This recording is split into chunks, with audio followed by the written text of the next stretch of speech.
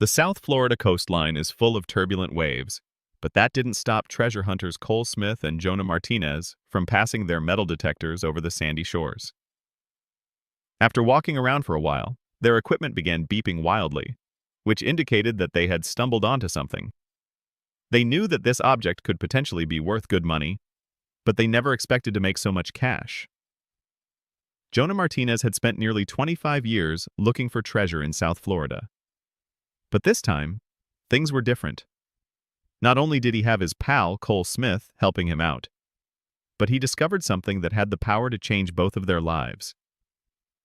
Instead of finding a single piece of treasure, Martinez found a treasure trove from the past that could earn him thousands of dollars. But these two seemingly successful treasure hunters had completely different careers.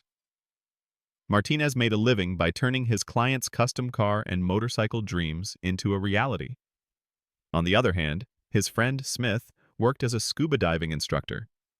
But they both shared the same hobby, to search the Florida coastline for treasure with the use of their metal detectors. By 2020, Martinez had invested 25 years on his hobby. During that time, he had found a number of things like daggers, belt buckles, flatware, houseware, porcelain, and even discarded clothes from noblemen. But he was really hoping to find some gold. In 2015, Martinez joined a crew of treasure hunters who were exploring Florida's Atlantic coastline. Along the way, they discovered 300 gold coins worth about $4.5 million. Would he be able to get that lucky searching on his own? According to the newspaper Florida Today, Martinez had tears in his eyes as he shared the story of the group expedition at a press conference. He said, "To find something like that, it's like finding a needle in a haystack." At the conference, Martinez described himself and his crew of treasure hunters as hardcore metal detectorists. But to him, it wasn't all about finding the treasure. He said, "The real treasure is the experience that we all share every summer. The stories, they'll last forever." But what did he do with the treasures he found? Martinez didn't like selling the treasures he discovered because he wasn't doing this for money. So instead, he kept a lot of the items he found for his own collection, or he donated them to a museum. His philosophy didn't waver during his next find, either. Martinez told the website TC Palm that the key to finding something valuable relies on the weather helping the ocean's hidden treasure wash ashore. The summer of 2017 yielded little results, and yet, he wasn't ready to give up. Martinez needed a win, which finally came in 2020, and luckily for him, he wasn't alone when he finally struck gold. This time, he and his friend Smith headed to Wabasso Beach with their metal detectors, where age-old relics waited to be discovered. Wabasso Beach is part of Florida's Treasure Coast, which spans 4 other counties: St. Lucie, Martin, Palm Beach, and Indian River. The coast was nicknamed Treasure Coast for a very good reason. In 1861, locals started finding relics in the waters off of these counties. Eventually, experts discovered that the treasure came from a fleet of 18th-century Spanish ships that were filled with gold in Cuba and sent on a course towards Spain, but they never made it to their destination. The ships headed out on July 24, 1715, but the crew encountered a hurricane along the way that destroyed the 11 vessels. 700 sailors perished, and 14 million pesos worth of precious metals and jewels went down with them. And the memory of that tragedy remains evident along the Florida coastline. Over the years, remnants of the vessels turned up along the 40-mile coastline. It took another major storm for the treasure to surface in the 1950s.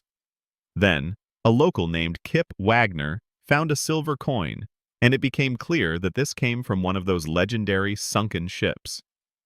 As time went on, the Treasure Coast area attracted lots of amateur treasure hunters, but it was Martinez and Smith who made a major discovery. Martinez and Smith used metal detectors to search Wabasso Beach on February 28, 2020. During their search, their detectors went wild. The men started plucking one piece after another and eventually had almost 24 relics of the famous wreck. But Smith had a weird way of confirming their authenticity. Martinez told TV channel CBS 12, "We found 22 beautiful Spanish coins from the 1715 treasure shipwreck that were all hammer-struck. Smith told the TV outlet that the easiest way to verify how long the currency had been underwater was by doing this.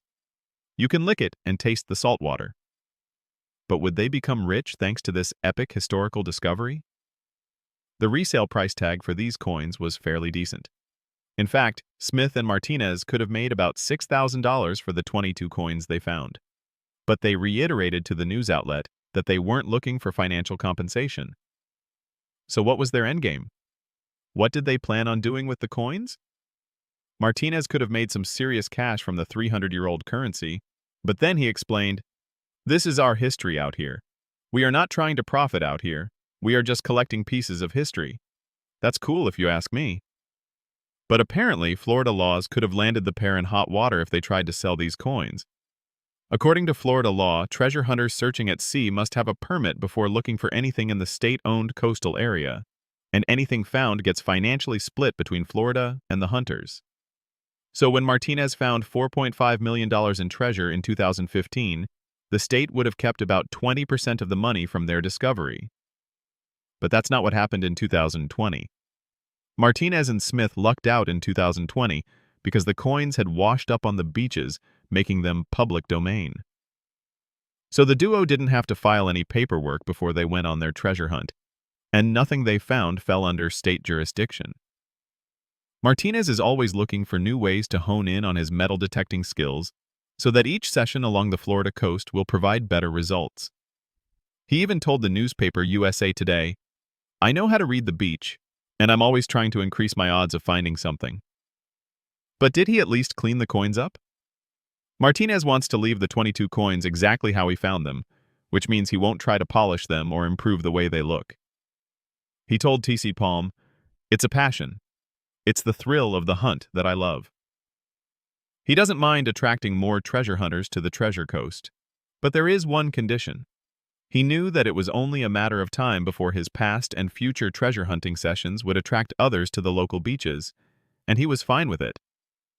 But he would prefer to beat everyone to the punch. Martinez isn't looking for profit, but he wouldn't mind grabbing headlines for being the one who finds some incredible trinkets along the treasure coast. He told CBS 12, "You don't know what you're going to find. We love to be the guys who find treasure that was lost at sea more than 300 years ago." And he's not afraid of letting some treasures go. On his Facebook, Martinez wrote the following in regards to the coins he found. "It's time to let go of my little buddies. Friends have been asking me for a while now about buying some nice coins." So, he's put a couple of the coins up for sale so others can bask in their history and their wealth.